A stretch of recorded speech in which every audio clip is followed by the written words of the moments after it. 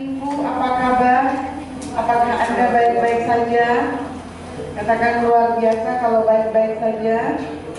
Kalau nggak baik juga bilang luar biasa. Kita lagi ngomong iman soalnya. Jadi sampai waktu kelihatannya nggak baik tetap luar biasa. Amin saudara. Amin.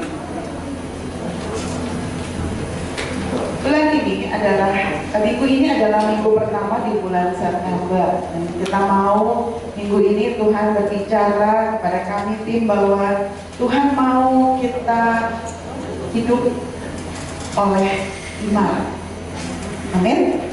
Coba bilang hidup oleh iman. Walk by faith, berjalan dengan iman. Oke. Saya melihat bahwa banyak sekali kita di dalam minggu-minggu ini, di dalam bulan-bulan ini, mungkin di dalam bulan ini kita akan merasakan yang namanya hidup oleh iman, ya. Dan ini di dalam firman Tuhan yang akan dibagikan di dalam bulan ini. Saya berharap bahwa firman ini akan menguatkan kita. Coba bilang kira-kira menguatkan kita. Amin. Kalau kita misalnya ujian, nggak tahu deh. Kalau saya selalu kalau ujian belajar dulu. Jadi waktu ujian tahu kira-kira apa yang akan diuji. Jadi belajar dulu ya. Sama juga. Jadi kita mau melewati banyak ujian, waktu kita belajar dulu mengerti kebenaran firman Tuhan. Paling enggak kita udah punya kisi-kisi dan paling enggak kita tahu apa yang Tuhan mau kita lakukan di dalam kita menghadapi ujian ini. Amin. Wah, baik-baik. Berjalan dengan iman. Oke. Lanjutnya. Nah, ini adalah ayat yang menjadi dasar dari firman Tuhan pada pagi hari ini. Sebab sama-sama kita baca. 2, 3, ya. Sebab hidup kami ini adalah hidup karena percaya, bukan karena melihat. Katakan sekali lagi, 2, 3. Sebab hidup kami ini adalah hidup karena percaya, bukan karena melihat. Saudara, statement ini dikeluarkan oleh Paulus atau dikatakan oleh Paulus pada waktu itu karena dia sudah mengalami yang namanya satu kehidupan yang tidak mudah. Coba bilang karena tidak mudah. Dan saat ini mungkin kita menyadari atau kita juga bilang, iya Bu, hidup saya juga nggak mudah Bu, banyak sekali perjuangan. Kenapa harus samakan bahwa hidup saya itu bukan karena percaya, hidup karena percaya bukan karena melihat. Kenapa nggak bilang bukan karena mendengar, bukan karena merasakan, tetapi kenapa melihat, see, sight, ya. Dan ini ternyata yang Tuhan mengingatkan kepada saya, sometimes kadang-kadang apa yang kita lihat lebih gampang untuk kita percaya daripada firman Tuhan itu sendiri. Amin. Apa yang kita alami, yang kita lihat di dalam kehidupan kita dari TV, dari perkataan orang yang mengatakan kepada kita, dari kejadian-kejadian yang kita alami, kok kayaknya itu lebih bisa dipercaya, ya. Sekarang saudara, benar nggak? Kalau kita kadang-kadang mengatakan sesuatu, melakukan sesuatu, kita nggak percaya itu, dan kita selalu bilang, itu hoax, itu nggak benar. Sehingga sometimes kalau kadang-kadang kalau kita ingin menyatakan sesuatu, harus ada bukti yang tertulis. Kalau di HP harus ada screenshotnya. Ini loh bener, dia tuh ngomong begitu, ini buktinya ya. Waktu ngeliat gitu, oh iya ya, benar-benar dia ngomong begitu. Oh iya betul. Kejadiannya seperti, oh iya betul ya. Kita baru tahu ini bahwa ada banyak sekali rumor-rumor kemarin sebelum kenaikan BBM. Ya saya termasuk orang yang membagikan juga saudara, karena saya pikir itu benar, tapi hanya kepada kakak ipar saya supaya dia beli bensin dulu. Dia udah antri bensin ternyata belum naik, saudara. Dan itu yang terjadi karena saya mendapat informasi dan saya membagikan itu cuma ke satu orang. Dan itu yang terjadi. Kenapa kita bisa lebih mempercayai apa yang kita lihat daripada firman Tuhan itu sendiri? Yang perlu kita lakukan kalau kita mau mengatakan saya mau hidup oleh iman, saya mau berjalan dalam iman, kita harus memutuskan untuk berjalan dengan iman atau hidup karena percaya. Keputusan itu penting. Banyak orang mengatakan bahwa saya mau hidup berjalan dengan iman, tapi sebenarnya di dalam dia masih ragu-ragu. Dia masih berpikir, kayaknya saya juga bisa melakukan sesuatu tanpa harus beriman. Kayaknya saya mempercayai sesuatu bahwa itu akan terjadi. Saya akan berusaha, saya akan bekerja keras, saya tidak perlu iman. Tetapi waktu kita mengatakan saya mau hidup oleh iman, saya memutuskan untuk memiliki komitmen untuk berjalan di dalam iman, ya. Jadi kalau kita saya mau hidup oleh iman, you have to decide. Kamu harus memutuskan, kamu jalan di sini dengan iman atau kamu mau jalan di sini dengan kekuatanmu sendiri. Kamu mau jalan di sini, artinya mungkin yang kamu jalani ini tidak gampang, tidak mudah. Dan sini mungkin lebih mudah, tapi kamu akan terhanyut dan terhilang. Hidup oleh iman bukan hidup yang mudah. Coba bayangkan, bukan hidup yang mudah. Bukan hidup yang mudah. Karena kita tahu di dalam kehidupan ini, kenapa kita harus memutuskan, hidup ini adalah satu rangkaian pilihan yang harus kita ambil. Benar nggak? Bangun tidur pakai baju hijau atau kuning, bangun tidur mau ngopi dulu atau minum putih, bangun tidur mau berangkat kerja atau tidur lagi, bangun tidur. Hidup ini setiap hari adalah pilihan, ya. Dan kita harus memilih. Kita mau bagaimana hidup kita? Kita mau Tuhan ikut campur tangan atau kita mau membiarkan ini berjalan seperti yang just flow with the wave, dengan aliran air, mengalir di dalam udara kesini ya kita kesini, udara kesana kita kesana. Kalau kayak naik perahu layar, saudara ya, bergantung dari ada angin berhembus. Nah, berjalan hidup di dalam iman itu berlawanan, ya, berlawanan dengan hidup dalam kenyataan atau dengan percaya kepada apa yang kita lihat atau apa yang kita hadapi secara natural, saudara. Karena kita harus menyadari bahwa mata kita atau sight kita, penglihatan kita itu kadang-kadang bisa membutakan mata rohani kita. Artinya seperti ini, kita tahu kebenaran firman Tuhan, kita tahu, hafal bahkan. Bagi Tuhan tidak ada yang mustahil. Tetapi apa yang kita lihat secara jasmani oleh mata kita membuat mata rohani kita itu tertutup. Kita udah gak bisa lihat. Tidak ada yang mustahil bagi Tuhan, tidak kelihatan lagi. Dan banyak orang ya, kadang-kadang kita juga menyadari bahwa kita menghakimi atau kita melihat keadaan diri kita dan orang lain dan kita mengambil satu kesimpulan bahwa apa yang kita lihat itu yang bisa dipercaya. Ada satu cerita ilustrasi, saudara. Ada satu orang mempunyai satu kuda, ya, satu kuda. Kudanya itu dirawat, dikasih makan. Kemudian daerah itu mengalami yang namanya kesulitan keuangan, ya. Daerah itu dimana untuk beli makan aja susah. Kemudian mereka mulai melihat orang ini tetap memberi makan kuda ini walaupun itu orang udah susah. Bukan kasih makan manusia, kuda yang kasih makan. Biarin aja, dia pasti mengalami kehidupan yang menderita, ya. Baik seperti kita dong, ya. Gak lama kudanya itu hilang, saudara, pergi, kudanya itu pergi. Kemudian kita mulai menghakimi atau melihat lagi, tuh kan, bener kan saya bilang. Banyak kali kita melihat dan kita, tuh kan Tuhan, bener kan Tuhan, ini kan Tuhan yang terjadi. Udah saya bilang juga apa, kuda itu pergi. Mereka mulai menghakimi 1 hari, 2 hari, 3 hari, 1 minggu. Kuda itu tidak kembali. Bapak ini, pemilik kuda ini, tidak komplain. Dia percaya bahwa Tuhan yang tadi, Tuhan yang menjadi sutradara di dalam kehidupannya. Tuhan yang menjadi sutradara di dalam kehidupan kita, saudara.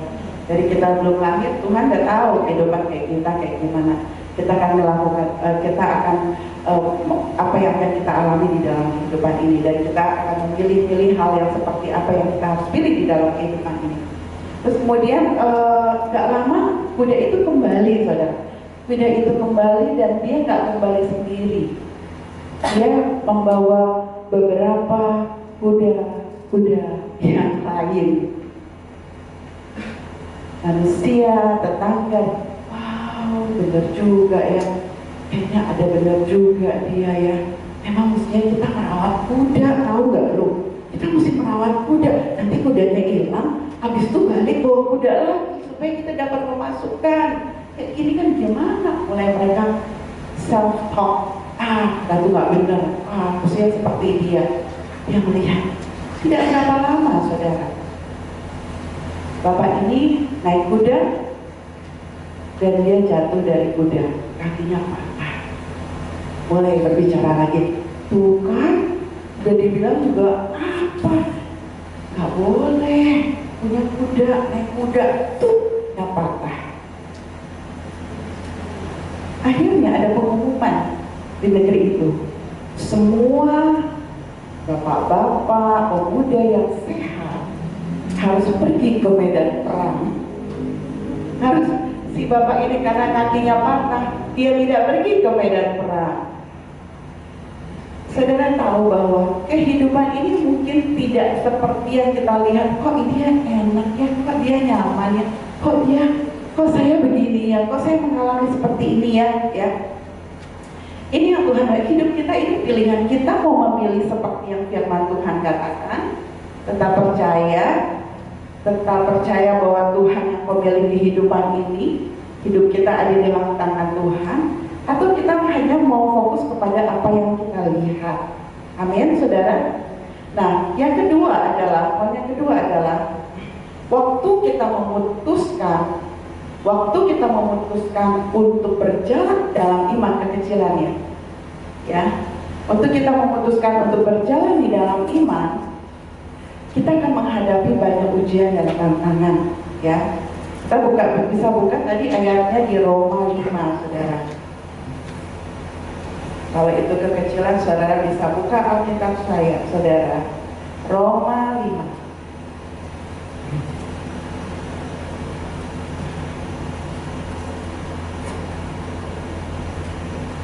Ya, mulai dari ayat 1. Hasil pembenaran. Sudah semua, saudara? Sudah? Firman Tuhan mengatakan, sebab itu kita yang dibenarkan oleh iman, kita hidup dalam damai sejahtera dengan Allah oleh karena Tuhan Yesus Kristus. Artinya seperti kalau kita memutuskan untuk hidup di dalam iman, yang akhirnya sebenarnya kita akan mengalami hidup yang penuh atau ada di dalam damai sejahtera Tuhan.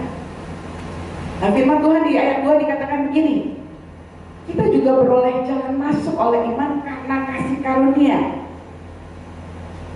Saudara tahu bahwa banyak hal waktu kita mau mengatakan kita hidup oleh iman, akan ada yang namanya anugerah yang mengalir dan bekerja. Anugerah yang kita bilang sesuatu yang kita nggak layak untuk dapatkan, kita dapatkan, saudara. Amin. Nah, firman Tuhan mengatakan kalau kita memang mau hidup oleh iman, itu pasti nempelnya, bonusnya itu kita akan mengalami yang namanya damai sejahtera. Nah, damai sejahtera itu karena kita akan juga mengalami kasih karunia Tuhan, ya. Nah, di ayat ini dikatakan di dalam kasih karunia itu kita akan bermegah. Yang pertama bermegah di dalam pengharapan, ya, itu ada. Kita boleh bangga dan bermegah, saya ini memiliki pengharapan dan akan menerima kemuliaan Tuhan. Pengharapan akan kemuliaan Tuhan. Wow, pengharapan akan kemuliaan Tuhan, hebat ya.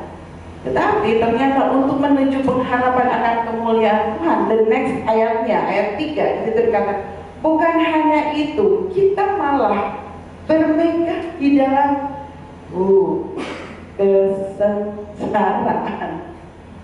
Bermegah di dalam kesengsaraan. Ada sesuatu yang salah. Sengsara aja bermegah. Sakit ini kayaknya salah, agak kebalik ini pikirannya ya. Bermegah di dalam kesengsaraan. How come? Bagaimana bisa?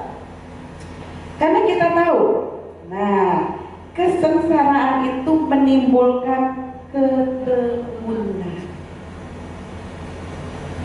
Ketekunan menimbulkan tahan uji. Dan tahan uji menimbulkan pengharapan. Amin. Di dalam hidup ini kita memiliki pilihan, berjalan di dalam iman atau berjalan di dalam kekuatan kita, berjalan di dalam iman atau berjalan di dalam penglihatan kita. Dan pada waktu kita memutuskan berjalan di dalam iman, saudara, di firman Tuhan ini kita boleh bermegah di dalam pengharapan, tetapi lebih daripada itu kita bermegah di dalam kesengsaraan. Gak mau Bu bermegah di dalam kesengsaraan, kok sengsara bermegah sih? Saudara, ternyata ini yang Tuhan mau di dalam kehidupan kita. Tuhan mau bagian kita. Kesengsaraan itu sebenarnya hal yang akan terjadi di dalam kehidupan kita karena pilihan-pilihan kita yang salah. Ya, ada satu orang mengatakan gini, ada satu pemuda, dia pacaran, akhirnya pasangannya hamil.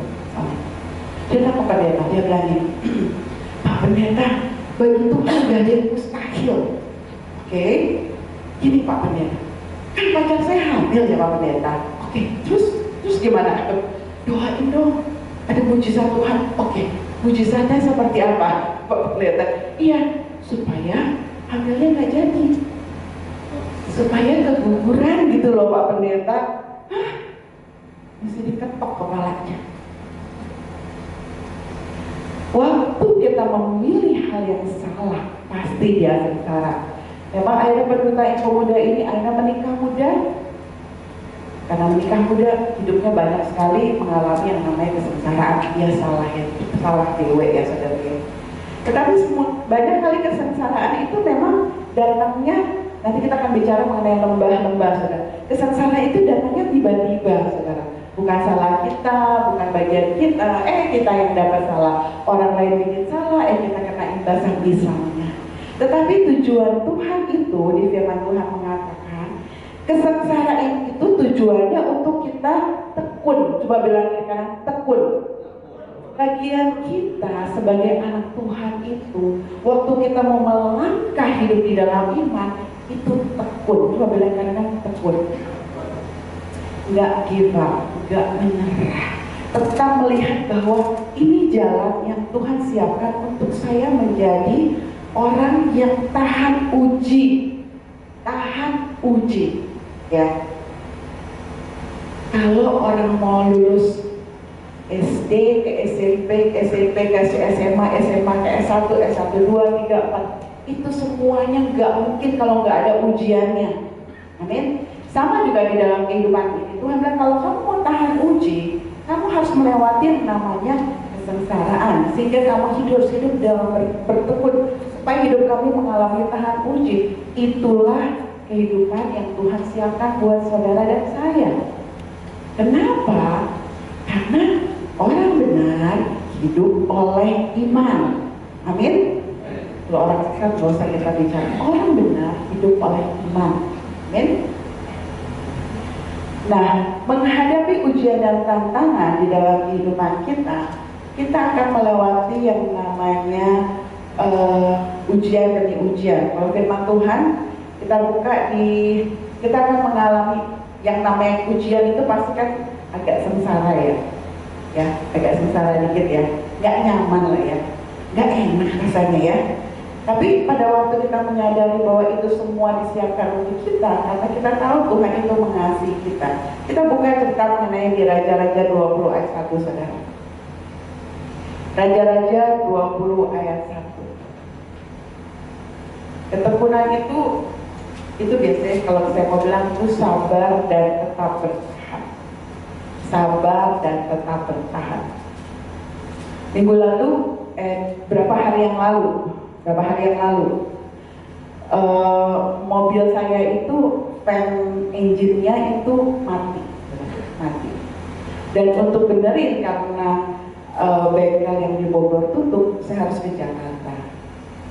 Saya kemarin cerita, saya tahu untuk berangkat ke Jakarta dalam keadaan mobil yang akan panas, bisa dibayangkan, apalagi Jakartanya tuh Pondok Indah, macetnya kayak apa itu ya.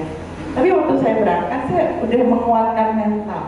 Saya tahu ujian yang akan saya alami ini luar biasa, akan berhenti, mobil panas berhenti, dan percaya Tuhan akan sampaikan di tempat tujuan. 5 kali berhenti. Yang kelima, saya telepon bengkel. Saya udah pikir nggak mungkin jalan karena ini macet. Setiap 10 meter berhenti, setiap 10 meter kan nggak lucu. Saya bilang, aduh gimana, tolong dong, bisa ada yang kesini liatin. Sama juga di dalam kehidupan kita. Waktu kita menyadari bahwa hidup ini itu adalah kesempatan untuk kita melewati banyak ujian di dalam hidup ini. Amin.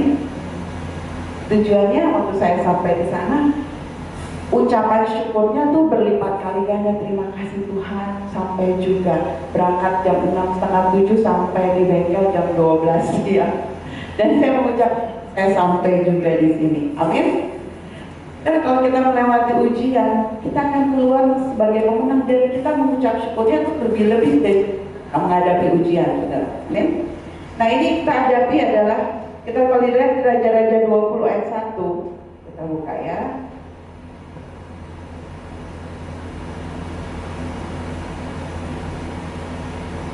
Satu Raja-Raja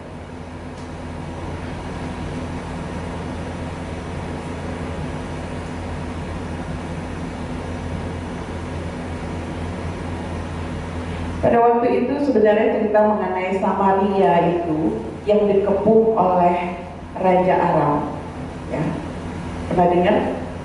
Nah Raja Aram ternyata tidak berperang sendiri, dia juga membawa 32 raja-raja. Berarti si Samaria ini, ya, bangsa Israel pada waktu itu dikepung oleh 32 kerajaan. Ya, satu raja kan satu kerajaan ya. Dengan Raja Aram plus 32 raja yang lain berarti 33 raja. Dan mereka satu mengumpulkan seluruh tentara, 32 orang raja bersama-sama dengan dia beserta kereta kuda dan jalan ya, beserta kuda dan kereta, lalu maju mengepung Samaria dan memeranginya. Kita buka ayat 23 yang luar biasa, saudara. Artinya gini, kadang-kadang di dalam kehidupan kita masalah mungkin gak cuma 32 masalah, 33 masalah. Ibu Anas itu jagonya waktu dia diberkati baru dia akan kuat. Coba dia punya masalah, pasti dia terkapar. Dan saudara, kalau kita baca si Samaria ini, dia menang ayat 28, kita baca ya, 28. Maka tampillah abdi Allah dan berkata kepada Raja Israel, beginilah firman Tuhan, oleh karena orang Aram itu telah berkata, Tuhan ialah Allah gunung dan bukan Allah dataran, maka aku, firman Tuhan katakan, Allah sendiri mengatakan, akan menyerahkan seluruh tentara yang besar itu ke dalam tanganmu, ke dalam tangan bangsa Israel, supaya kamu tahu bahwa akulah Tuhan. Saudara, kalau kita mengalami masalah, Tuhan akan mengatakan supaya kamu tahu bahwa akulah Tuhanmu, supaya kamu tahu orang Aram itu atau sekelilingmu tahu bahwa aku adalah Tuhanmu. Amin. Mujizat itu terjadi supaya mereka tahu iman itu akan tersiarkan, supaya mereka tahu bahwa bukan dengan kuat gagah kita, tetapi karena Tuhan sendiri. Mungkin saat ini yang kita berpikir bahwa nggak mungkin Tuhan tahu, nggak mungkin orang bisa bahwa ini karena bahwa ini karena Tuhan. Ya mereka bisa bilang, karena kebetulan. Saudara kalau udah 32 raja mau kebetulan gimana? Jadi artinya semakin besar masalah kita, semakin berat masalah kita, orang semakin tahu ini karena campur tangan Tuhan. Amin saudara? Amin? Amin? Siap dengan kesengsaraan yang besar? Amin? Enggak amin lagi. Amin? Amin. Sekarang kita bicara mengenai lembah. Mungkin saudara berpikir lembah seperti apa? Tadi Dikah Tuhan mengatakan bahwa kamu juga akan menang di lembah. Kita buka di Ulangan 11 ayat 11. Ini yang luar biasa. Ulangan 11 ayat 11.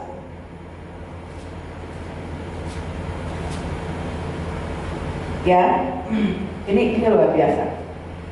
Firman Tuhan mengatakan gini. Sudah semuanya? Boleh baca kalau mau, ada yang baca?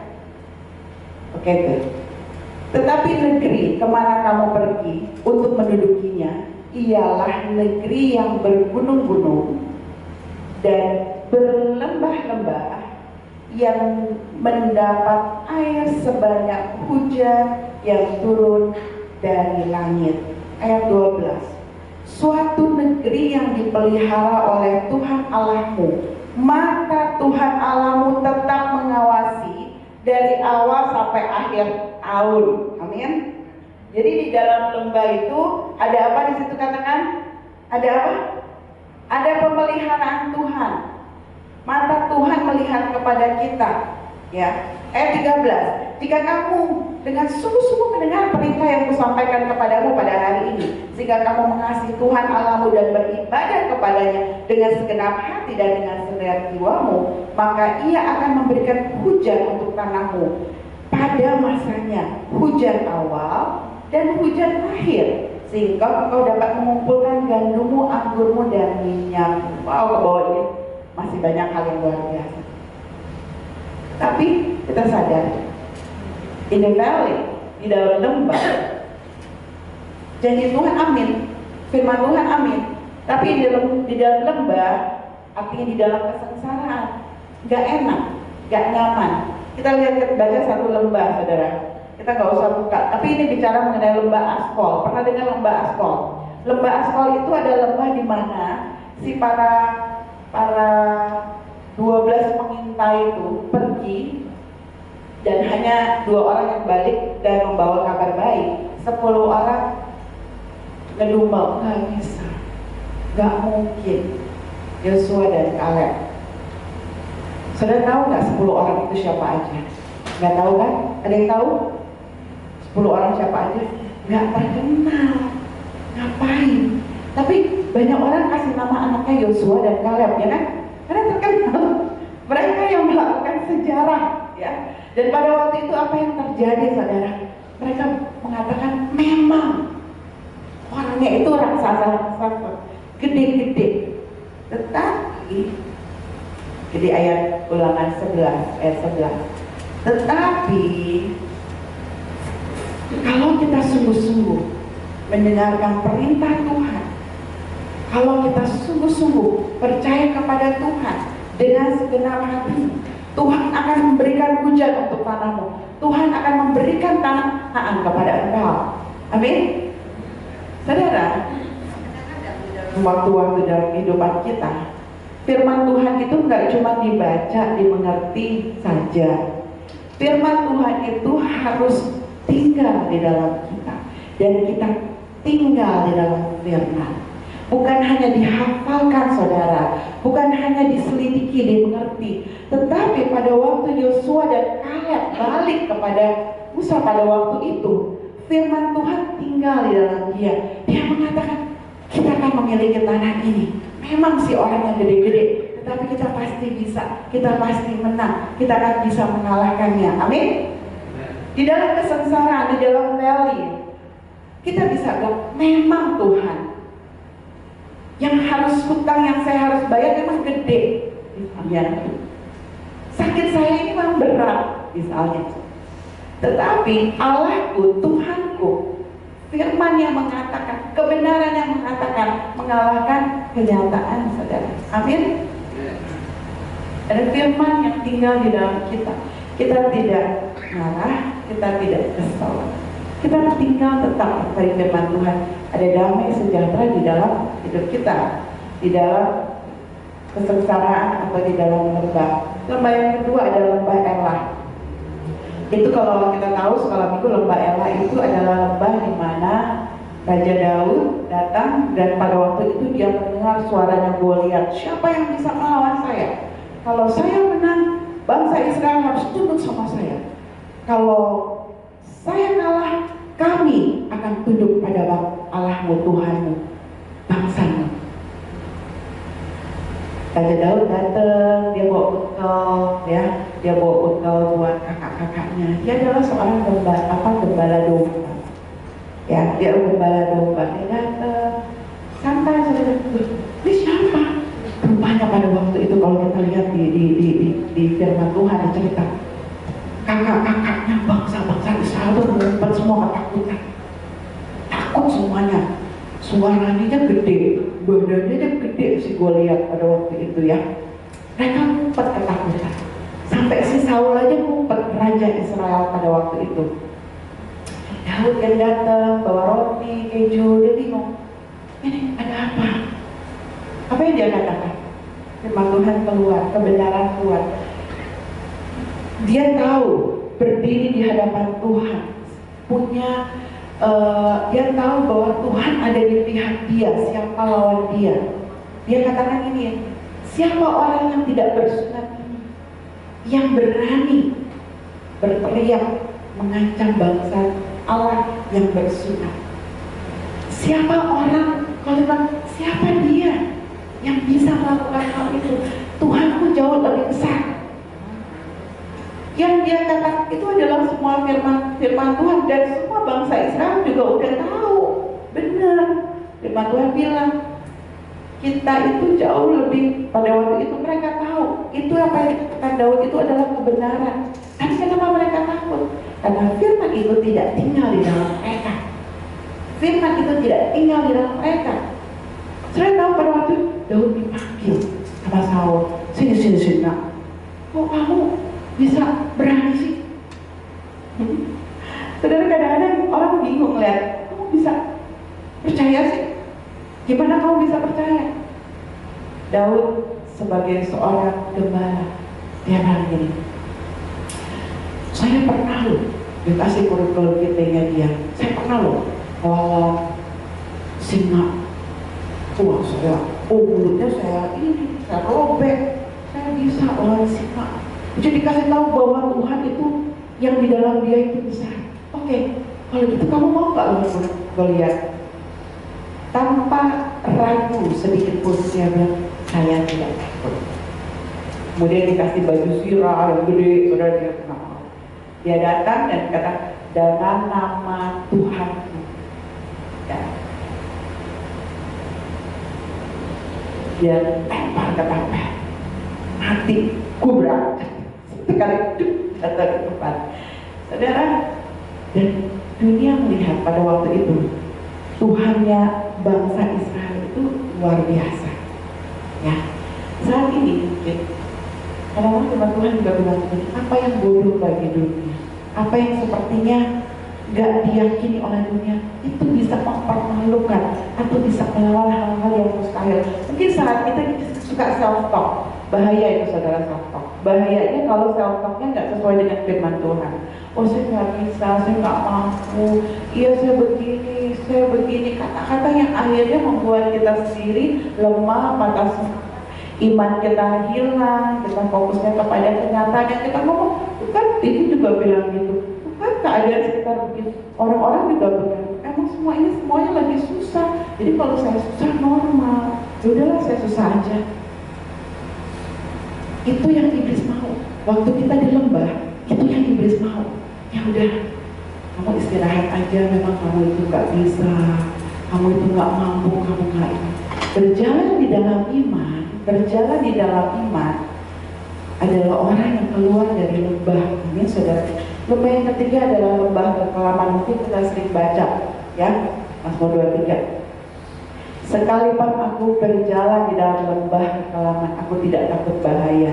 Saudara, kalau dalam bahasa Inggrisnya, saya melewati lembah kekelaman, Karena pada saat ini mengalami lembah kekelaman, kita lagi mengalami hal-hal yang gak enak di dalam hidup ini. Tetapi firman Tuhan, waktu di dalam lembah kekelaman itu ada bayang-bayang. Kalau kita baca di dalam bahasa Inggrisnya, ada shadow, ada kekelamannya itu karena ada bayang-bayang. Saudara bisa datang mungkin di satu gunung gelap, ya, matahari udah mau tenggelam, sinarnya tinggal dikit. Saudara ada di dalam lembah, serem juga ya. Ada di dalam gua yang ada sedikit, serem juga ya. Maksudnya memang mencekam, menakutkan. Nah, banyak dari kita mungkin mengalami hal itu waktu-waktu menakutkan.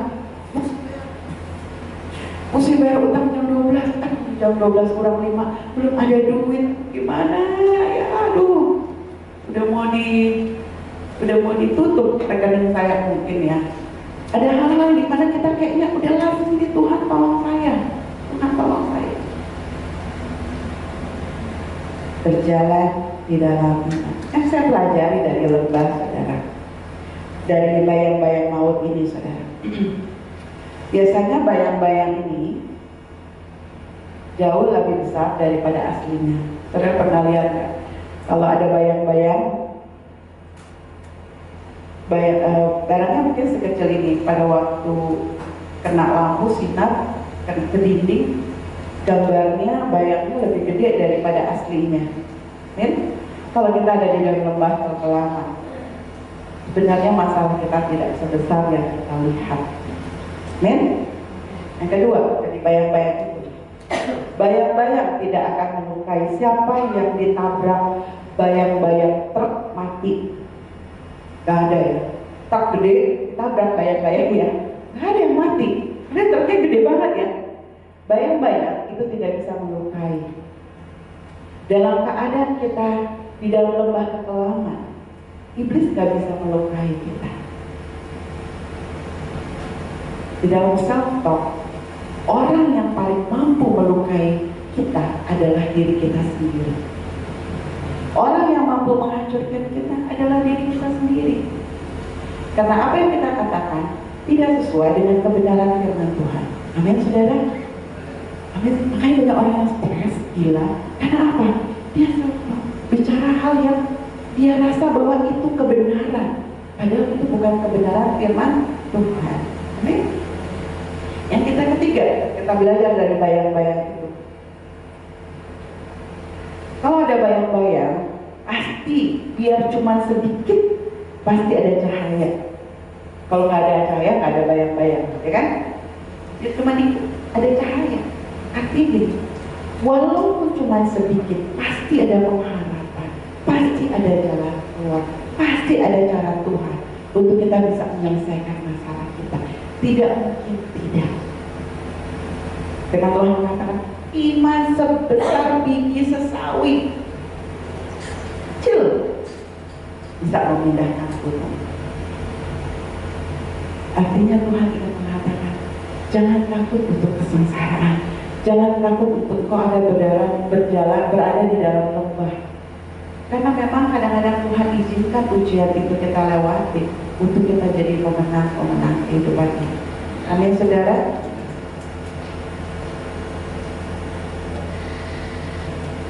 Hubungan intim kita dengan Tuhan yang menjadi modal utama untuk kita bisa berjalan di dalam iman.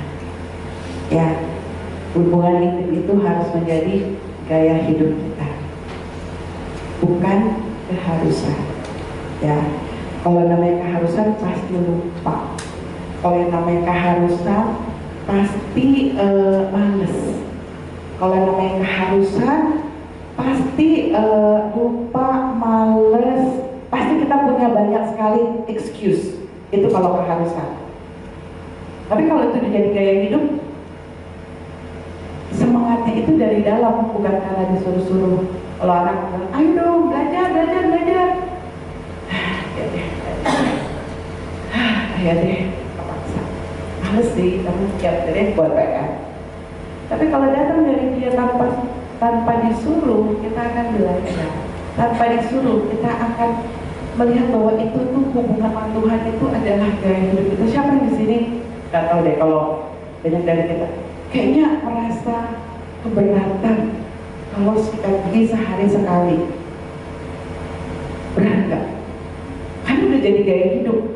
Kayaknya kalau makan itu berat, kayaknya susah, lupa makan. Gak mungkin kan? Udah jadi gaya hidup, udah di sini bunyi, berarti saya lapar, mesti makan. Oke? Nah demikian juga hubungan sama Tuhan. Kalau kita mau hidup di dalam jalan di dalam Tuhan, jalan-jalan kebenaran Tuhan, kita harus mengerti, biarkanlah firman ini tinggal di dalam kita di dalam firman dengan menaruh gaya hidup sebagai seorang yang mau selalu simpan waktu sama Tuhan.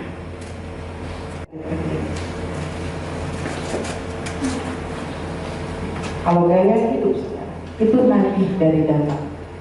Kalau nggak dikerjakan nggak enak, ya. Kita tuh orang pernah bilang sama saya nggak usah mention. Iya Bu, saya tuh biasa olahraga. Jadi waktu saya ke olahraga itu nagih, pengen harus olahraga, karena itu jadi gaya hidup. Atau orang bisa jalan pagi itu jadi setiap hari. Waktu dia nggak jalan pagi, mungkin akan pegel-pegel badan, udah jadi gaya hidup. Sama juga waktu kita mau mempunyai hubungan intim dengan Tuhan, kalau kita mau hidup di dalam iman, biarkan hubungan itu menjadi gaya hidup kita, nagih dari dalam untuk haus dan lapar akan Tuhan, nagih dari dalam untuk dalam Tuhan. Saya butuh Engkau lebih dari segalanya. I need you Lord. I need you. Saya perlu Engkau Tuhan. Tanpa Engkau saya tahu saya nggak bisa kuat menjalani kehidupan ini. Saat ini mungkin kita ada di lembah dan kita ngerasa udah capek. Kita ngerasa juga bahwa kok gini terus Tuhan. Saya berjuang, tapi kok saya jatuh lagi. Saya berusaha, tapi usaha saya nihil. Saya udah melakukan apa yang Kau mau Tuhan, tapi kok saya begini terus. Tapi saya lihat orang lain, kok dia bisa diberkati Tuhan. Kenapa Tuhan? Apa yang Kau mau dalam hidup saya? Dan kita mulai self-talk mengatakan, memang saya gak berharga. Memang saya bukan orang yang diberkati Tuhan. Memang saya gak bisa, saya bodoh. Saya orang yang dikutuk Tuhan. Banyak orang berpikir bahwa pada waktu kita ada di dalam kesengsaraan limbah, saya orang yang terkutuk. Tapi hari ini Tuhan yang mengatakan firman seperti Ulangan 11 ayat 11, Tuhan akan memberkati engkau gunung dan di lembah, di gunung dan di lembah. Jadi pada waktu saat ini kau di lembah, Tuhan akan memberkati engkau.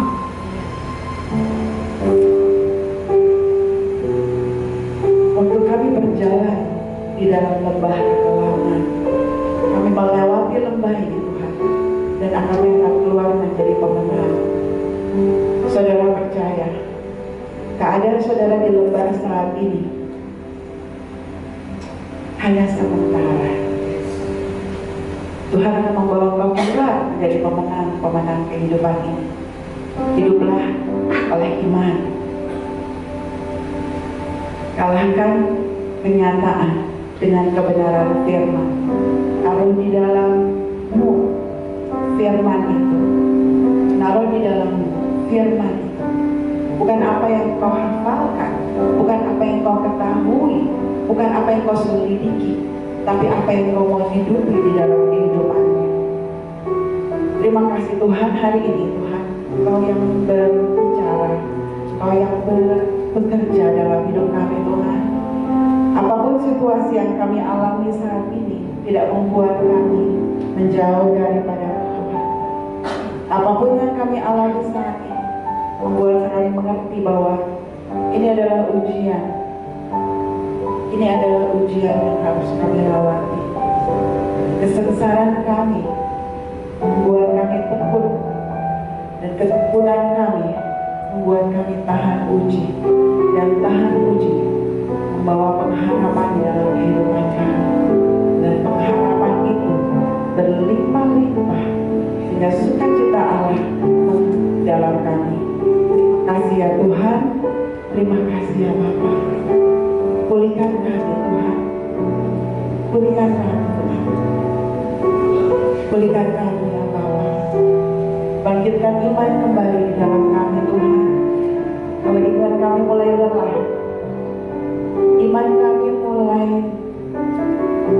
tertatih-tatih Tuhan, iman kami sepertinya juga mulai berhenti dan mundur.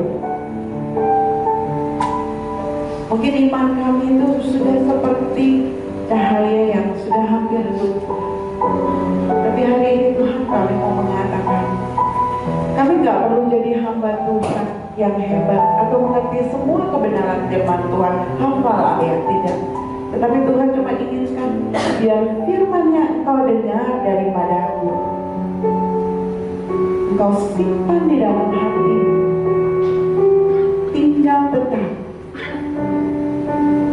Firman itu ada di dalam, dan aku tinggal di dalam firman yang ada di dalam. Terima kasih Bapak. Bapak di surga akan mempersiapkan pada pagi